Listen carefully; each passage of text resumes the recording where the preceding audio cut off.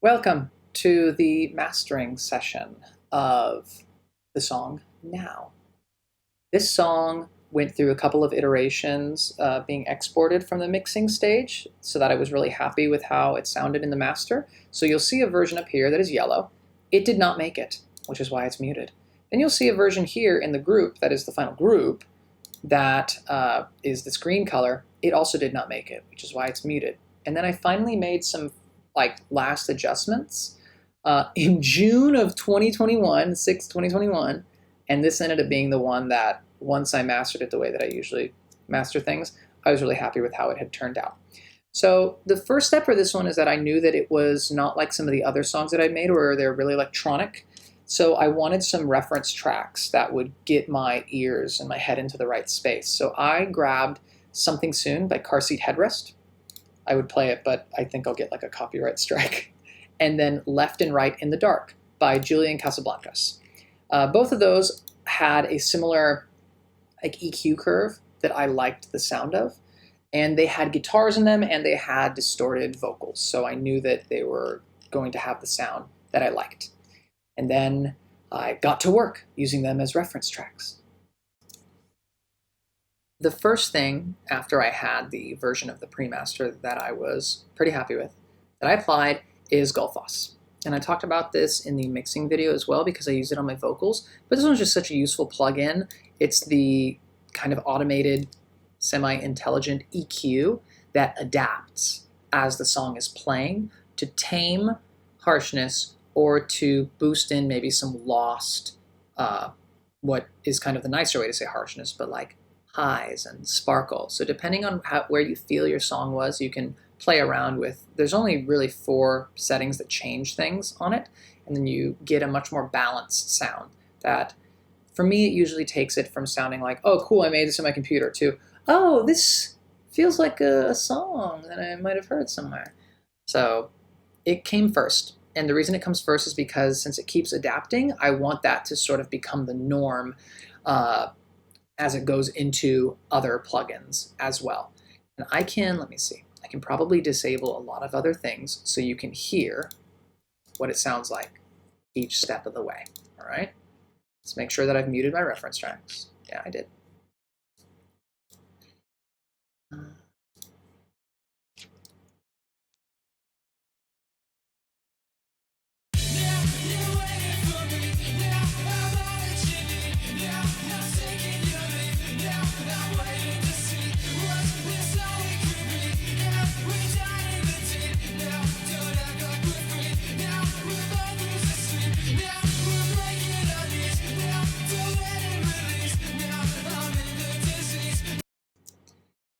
It's always kind of a subtle experience with it, but listening to it on studio monitors and as you're making other adjustments, it becomes more and more noticeable. So sorry if you couldn't really notice that and you were expecting like a big dramatic change.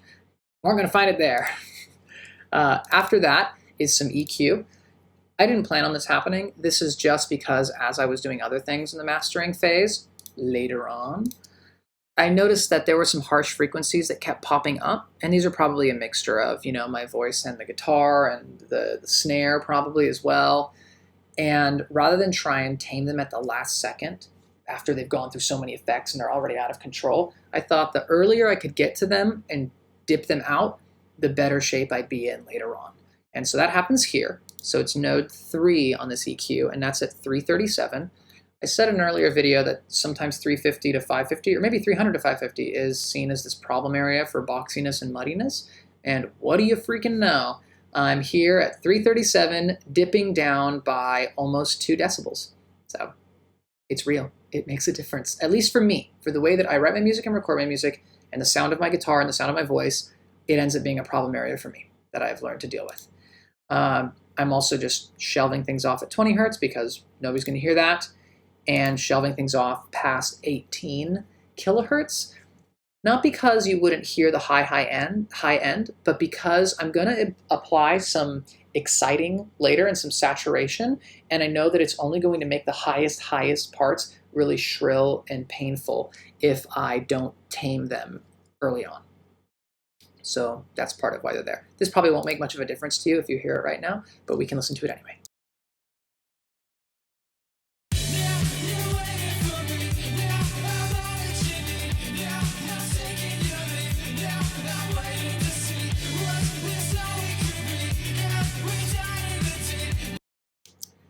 It's weird. I kind of feel like I could hear the difference actually on that one, even without these other effects here.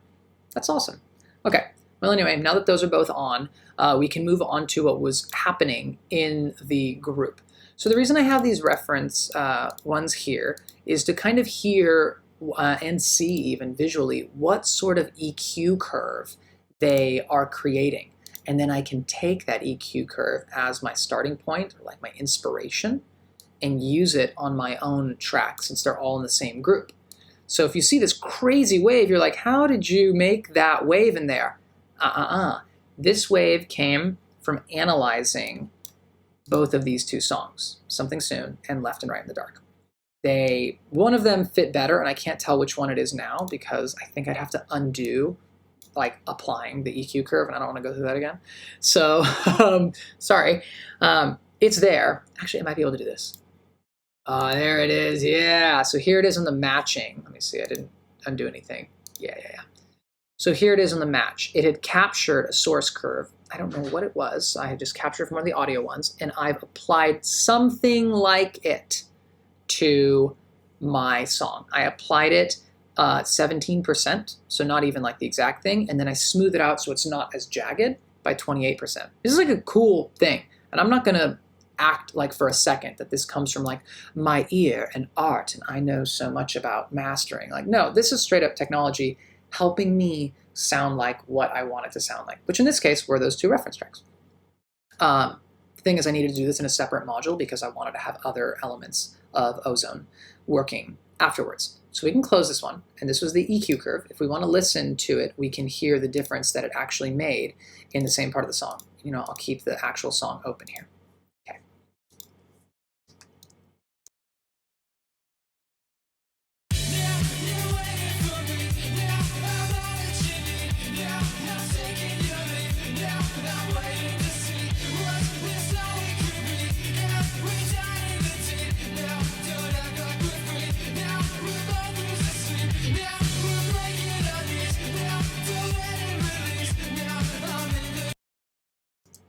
Anyway, so that's the EQ. Now let's keep moving on.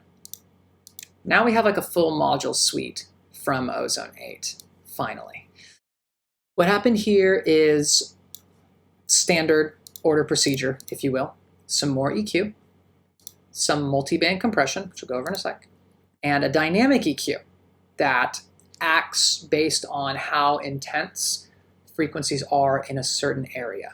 It gets triggered to pull down on them or go up. In this case, I'm just pulling down because I told you probably before that my songs come out really harsh sometimes, and I really need to tame a lot of the harshness out of them. Okay? So the EQ as the first step is just this big old smooth curve that's going throughout it. Because I'd applied something that was so like nitty gritty and technical on this one, man, why is it doing that? Because I'd applied something that was so nitty gritty and technical on the matching EQ, I was like, you know what I need to do? I need to not have it be that complex and just complex for the EQ later on. It needs to be bigger swoops, so it feels like it's addressing the whole song as opposed to just addressing one little section, like just the snare. I am boosting a little bit coming off the shelf from 53 and up. There's a big boost here at 506 and 969. I know I said these are kind of like sometimes problem areas, but in this context, it just ended up sounding better. So it might have been that I just took out too much before.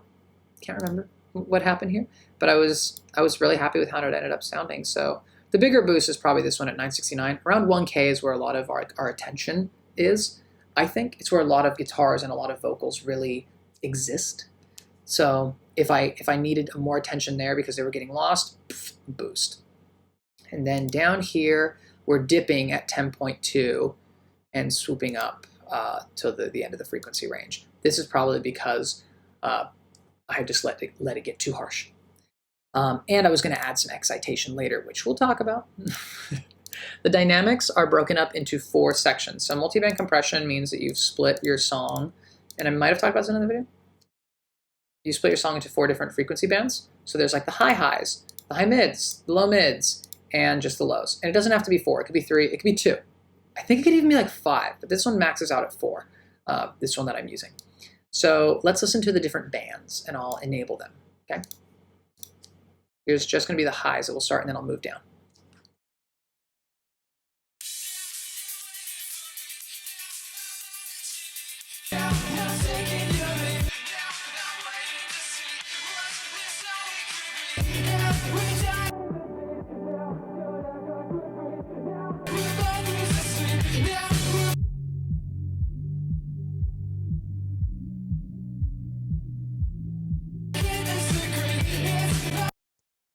So each of those get a different compression setting. For me, the way that it was going, I wanted to have, I think I wanted to have just a little bit happening in the low end, but most of it is probably happening here in the low mids and the high mids. We'll take a look again, and we'll look at the meter here to see.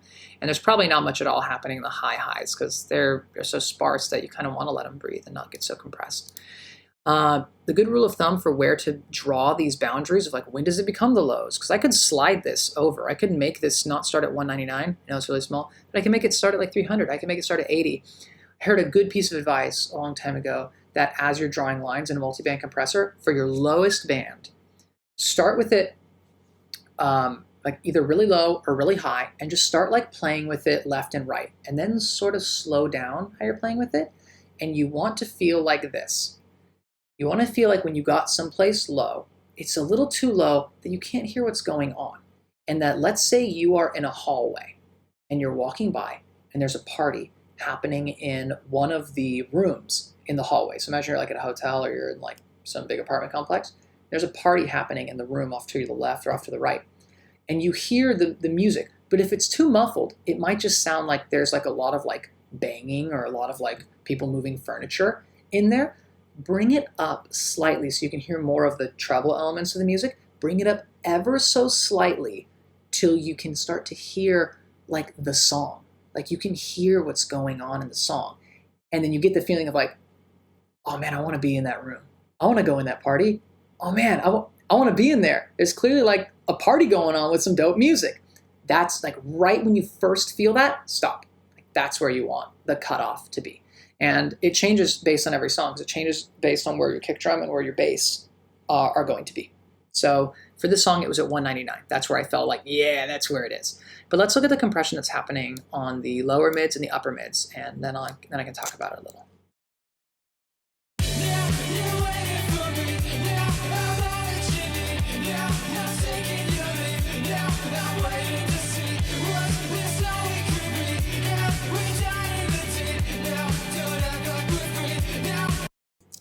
Okay, so I can say now that the most compression is happening in the upper mids, and that's normal. I would say that that's actually like a very normal place for it to happen for me, because things can get really loud there. You know, I start focusing on something like the guitars or the vocals, and I'm like, they gotta be up front. Then I'm like, dude, tame it a little bit, like bring them back a little bit. There is very little happening in the lower mids, very little in the highs, and it seemed like there was a little bit, like a normal decibel, half decibel, being brought down in the low lows, which is good because it just controls it a little bit before we get to the final limiter stage where everything's gonna get slammed anyway. In the dynamic EQ, I'm pulling down here at 222, 643, 3.7K, and then shelving down at 13K. These must have just been spots that I was sliding through and found that they gave a little more room for other things to breathe. So I can't tell you that there's like the kick drum right here, 222. Even the snare is probably not really at 222. By pulling down here, I'm probably giving more room for the guitars and more room for the kick drum and the bass to exist without other things conflicting. I'd say the same thing about this one at 643. Let's look at them pulled down as we're playing the song.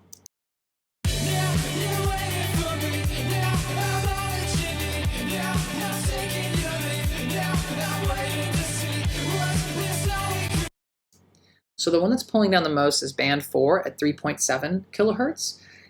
This would be like higher parts of the vocals, not really even like the sparkle in your vocal. It's more like the breath in your vocal, because once you reach 4K, it's sort of like the breath, like the breathy part that exists on top of your vocals. So maybe I had just overdone it and competing with the hi-hats and the cymbals from from the drum kit, it was just getting too harsh and I needed to pull down. And I clearly did. And I guess I was happy with it because this is where I ended up on. Let's go to some more fun stuff. This J37 is something that is fun to use. It is a tape drive emulation. And let's see what I did here. I used a very, I think, straightforward setting, to be honest. It doesn't seem like I'm doing anything that crazy.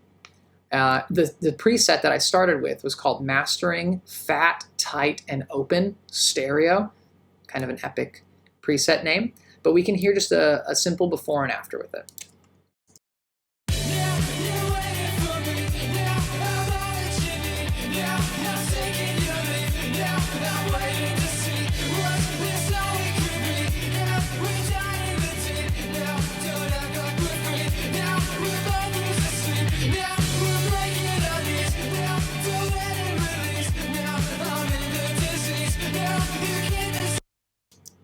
So what I probably did was I probably really liked the saturation and the natural EQ bumps that come with this tape saturation plugin. And I liked it so much that I didn't want to change its settings. Instead, to reduce the harshness that came as a result, I went back into those other EQs that you saw and I took away the sections that had become harsh because I wanted to keep the character and the flavor of this guy. And treat these other plugins as more of like surgical, very clean, precise tools. This is not a precise tool. This thing is like throwing your thing into like the 60s, which I just really like. This one was a great find, a great plugin. And last but not least, we had to make it loud, man. We had to make it really loud. So we have the maximizer. And I think this is really the last step. Let's see. Yeah. The other things happen here. I just keep an eye on the meter for a good dynamic range, so I'm not going to get brutalized by YouTube or Spotify or Apple Music or anything.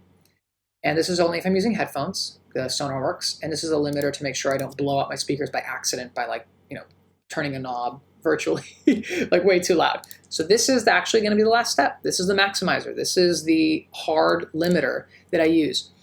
I used their Intelligent 4 model. What do they say? Intelligent Release Control 4, spectral shaping for reduced pumping and distortion. All right, cool. I probably clicked through all of these and I just got happiest with this one. The ceiling, I didn't let it go past or tried to keep the ceiling below half a decibel from the limit. And then I brought the threshold down probably just until it was as loud as I wanted it to get. There is dithering happening here to bring it down to 16-bit so that it would be compatible on a lot of platforms that do not let you upload 24-bit music. And besides, most people can't tell the difference. So yeah, let's go. This is this is how loud I was able to get it. This might get really loud, so just fair warning.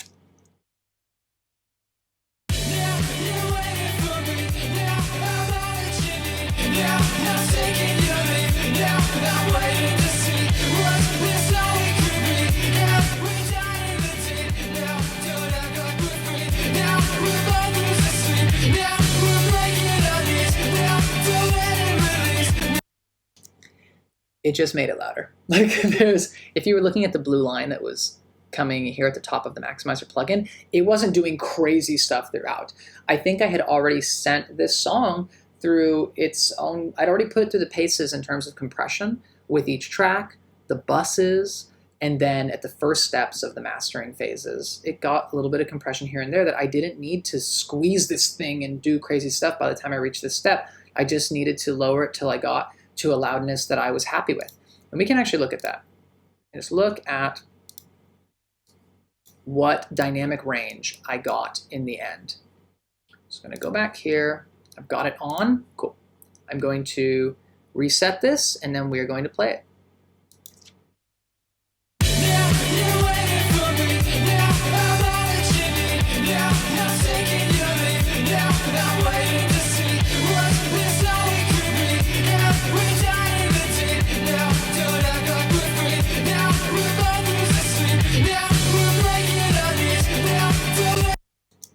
Okay, so I had let me pause this before it changes.